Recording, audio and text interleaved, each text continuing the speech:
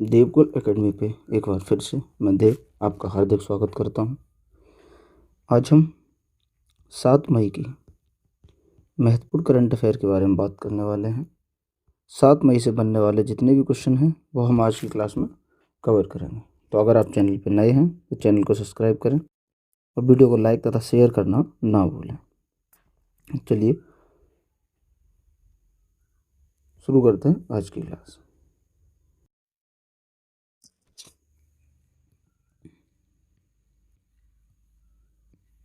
आज का पहला प्रश्न है, ट्रंप की हत्या के प्रयास की व्यापक और त्वरित कवरेज के लिए ब्रेकिंग न्यूज रिपोर्टिंग श्रेणी में किसे पुलित्जर पुरस्कार 2025 मिला? तो ये मिला है वॉशिंगटन पोस्ट को। किसे मिला है? वॉशिंगटन पोस्ट को। ठीक है। दुनिया के पहले लकड़ी के उपग्रह लिग्नोसैट किसने प्रक्षेपित किया है? ये किया जापान ने। दुनिया का पहला है और लकड़ी का है, इसलिए ये आपको याद रखना है। महत्वपूर्ण प्रश्न है कि दुनिया के पहले लकड़ी के उपग्रह लिग्नोसैट को किसने प्रक्षेपित किया है? जापान ने। क्लियर। यूएसए के 47वें राष्ट्रपति कौन है? Donald Trump. और 50वें उपराष्ट्रपति कौन है? JD Vance.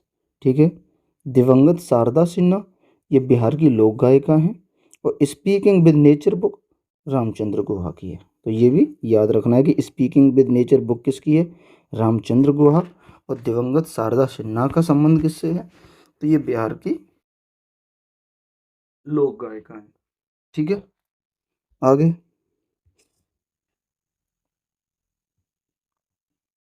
वर्ष 2023 के लिए जारी यूएनडीपी मानव विकास सूचकांक 2025 में भारत को कौन सा स्थान मिला है? तो भारत को 130वां स्थान मिला है 193 देशों में। इसमें कुल 193 कंट्री शामिल हैं, जिसमें भारत को 130वां स्थान मिला है।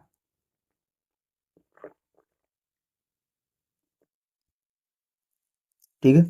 अब इसमें प्रथम स्थान वो आइसलैंड को मिला है। अच्छा, बांग्लादेश का जो स्थान है वो भी 130वां है, यानी हमारे भारत के बराबर ही 130वां स्थान बांग्लादेश को दिया गया है। तो अंतिम स्थान माली और नाइजर को मिला है। और भूटान की रैंक 125 भी है। ठीक है। अंतिम स्थान किसे मिला है? माली और नाइजर। और भूटान की रैंक कितनी है? 125वीं। लैंगिक असमानता सूचकांक में भारत की रैंक 102। लैंगिक असमानता सूचकांक में भारत की रैंक कितनी है? तो वो है आपकी 102। वही बात करें जूनो वेधशाला, चीन। ठीक है, चीन ने लॉन्च किया जूनो वेधशाला। और सदर सम्मेलन उत्सव ये तेलंगाना का है। जूनो वेधशाला चीन और सदर सम्मेलन उत्सव ये तेलंगाना का है। क्लियर। 19वें सुधीरमन कप 2025 का उपविजेता कौन बना? ये बना है साउथ कोरिया। ठीक है। तो साउथ कोरिया की कैपिटल सियोल और मुद्रा वॉन है, ये भी याद रखना है। ठीक। यह बैडमिंटन का टूर्नामेंट है और इसमें विजेता बना है चीन, यानी हारा है साउथ कोरिया। और इसमें विजेता कौन बना है? तो इसमें विजेता बना है आपका चीन। COP 29 कहाँ हुआ? बाकू अजरबैजान में। और अंतर्राष्ट्रीय हॉकी महासंघ के अध्यक्ष तो वो हैं तैयब इकराम। अंतर्राष्ट्रीय हॉकी महासंघ के अध्यक्ष कौन है? तैयब इकराम। सत्यजीत रे लाइफ टाइम अचीवमेंट अवार्ड ये फिलिप नोयस को मिला। सत्यजीत रे लाइफ टाइम अचीवमेंट अवार्ड किसे मिला है? फिलिप नोयस को। ठीक है। अगले पे चलते हैं। भारतीय नौसेना के INS शारदा ने किसके साथ संयुक्त मानवीय सहायता और आपदा राहत अभ्यास HADR प्रारंभ किया? तो ये क्या है? मालदीव के साथ। ठीक है। मालदीव के साथ और भी अभ्यास होते हैं, जैसे एक्वेरियन अभ्यास और एकता अभ्यास, ये इंडिया और मालदीव के बीच होते हैं। और वहीं दोस्ती अभ्यास है वो इंडिया, मालदीव और श्रीलंका के बीच होता है। दोस्ती अभ्यास किस किस के बीच? इंडिया, मालदीव और श्रीलंका के बीच। रक्षा अंतरिक्ष एजेंसी ने पहली बार अंतरिक्ष अभ्यास 2024 कहाँ शुरू किया? ये किया है दिल्ली में शुरू। रक्षा अंतरिक्ष एजेंसी ने पहली बार अंतरिक्ष अभ्यास 2024 कहाँ शुरू किया? दिल्ली में। ठीक है। बुकर पुरस्कार 2024 ये सामंता हार्वे को मिला है। बुकर पुरस्कार किसे मिला है? सामंता हार्वे को। ठीक है। अच्छा, ये तो हो गया बुकर पुरस्कार। अब आपके लिए एक क्वेश्चन है कि अंतरराष्ट्रीय बुकर पुरस्कार, अंतरराष्ट्रीय बुकर पुरस्कार ये किसे मिला है? ये कमेंट में बताना। ठीक है।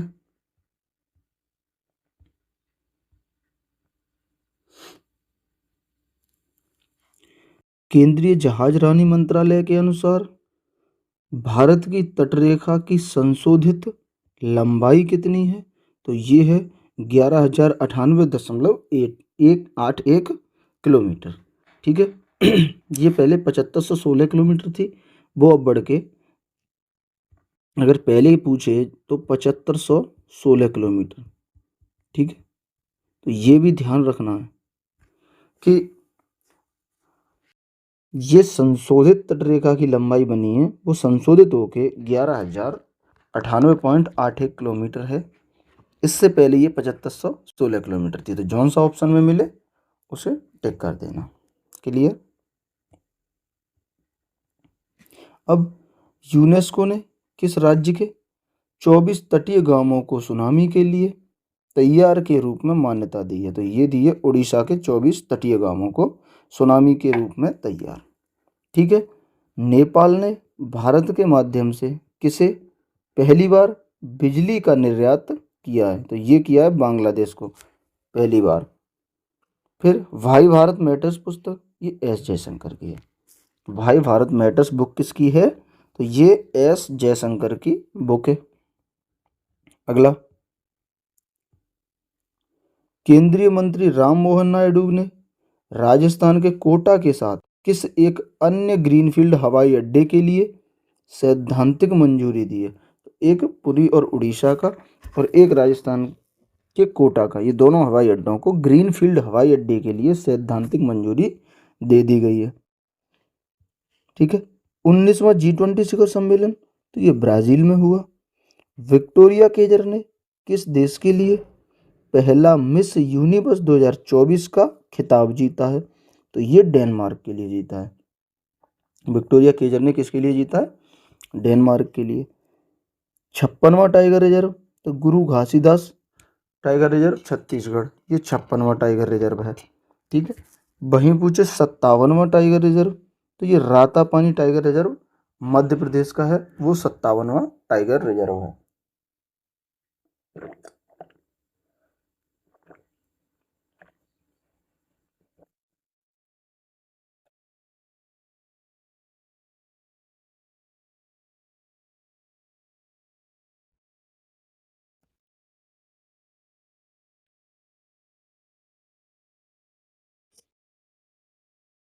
देश के पहले अंतर्राज्यीय चीता कॉरिडोर का संबंध तो ये राजस्थान और मध्य प्रदेश से है। ठीक है। इसमें 6500 किलोमीटर राजस्थान का एरिया होगा और 10,500 किलोमीटर MP का एरिया होगा। ठीक है।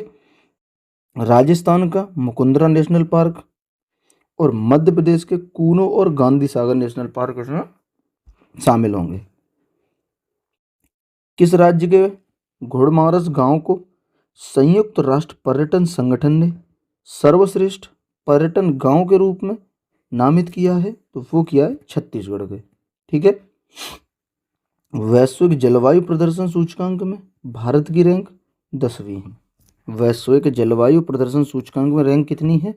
तो वो 10वीं रैंक है। आगे, यूके के यॉर्क विश्वविद्यालय और पश्चिमी ऑस्ट्रेलिया विश्वविद्यालय ने कहाँ अपने परिसर स्थापित करने के लिए समझौता किया है? तो वो किया है नवी मुंबई में। ठीक है। कहाँ पे किया है? नवी मुंबई में। अब भारत का पहला एडू शहर यानी एजुकेशन शहर तो ये भी कौन सा है? नवी मुंबई है। सर्वश्रेष्ठ समुद्री राज्य का अवार्ड केरल को मिला है और भारत का पहला संविधान संग्रहालय ये सोनीपत हरियाणा में, और वो भी कहाँ? OP जिंदल यूनिवर्सिटी में। OP जिंदल यूनिवर्सिटी में। ठीक है। कहाँ पे? तो वो आपको बताना है। सोनीपत में ओपी जिंदल यूनिवर्सिटी में भारत का पहला संविधान संग्रहालय स्थापित हुआ है। बंगाल की खाड़ी में बनने वाले चक्रवात फेंगल का नामकरण किसने किया? तो ये सऊदी अरेबिया ने किया। बंगाल की खाड़ी में बनने वाले चक्रवात फेंगल का नामकरण किसने किया? तो ये किया आपका सऊदी अरेबिया ने। ठीक है। त्रिशूरपुरम उत्सव ये केरल का है। मलयालम का नववर्ष किसे कहते हैं? ये विशु को कहते हैं। और अट्टूगल पोंगल जो है वो भी केरल का त्योहार है। और अगर केवल पोंगल पूछे तो वो तमिलनाडु। ये याद रखना, अट्टूगल पोंगल जो त्योहार है वो केरल का है और पोंगल त्योहार है वो तमिलनाडु का है। ओणम त्योहार और कलपथी रथ महोत्सव ये दोनों भी केरल के ही हैं। ठीक है। तो ये केरल के महत्वपूर्ण त्योहार थे, वो आपको याद रखने हैं। आगे 400 इलेक्ट्रिक देवी बसों का उद्घाटन कहाँ हुआ है? तो ये हुआ है दिल्ली में। ठीक है। एशियाई विकास बैंक का 11वां अध्यक्ष मसांतो कांडो को बनाया गया है। एशियाई विकास बैंक का 11वां अध्यक्ष कौन बना है? तो मसातो कांडो एशियाई विकास बैंक के 11वें अध्यक्ष बने हैं। भारत के सबसे बड़े ग्रीन हाइड्रोजन हब का शुभारंभ ये विशाखापट्टनम में। भारत के सबसे बड़े ग्रीन हाइड्रोजन हब का शुभारंभ कहाँ हुआ है? विशाखापट्टनम में। NS-28 मिशन ये ब्लू ओरिजिन कंपनी का है। NS-28 मिशन है वो ब्लू ओरिजिन कंपनी का है। गोल्डन पीकॉक पुरस्कार विजेता फिल्म टॉक्सिक का संबंध ये लिथुआनिया की फिल्म थी। ठीक है। कहाँ की थी? लिथुआनिया की ये फिल्म थी। तो ये थी हमारी आज की क्लास। आई होप आपको क्लास अच्छी लगी होगी। क्लास अगर अच्छी लगी है तो लाइक करें, वीडियो को ज़्यादा से ज़्यादा लोगों तक शेयर करें और चैनल को सब्सक्राइब जरूर करें। मिलेंगे अगली वीडियो में, तब तक के लिए नमस्कार, नमस्ते एंड जय हिंद।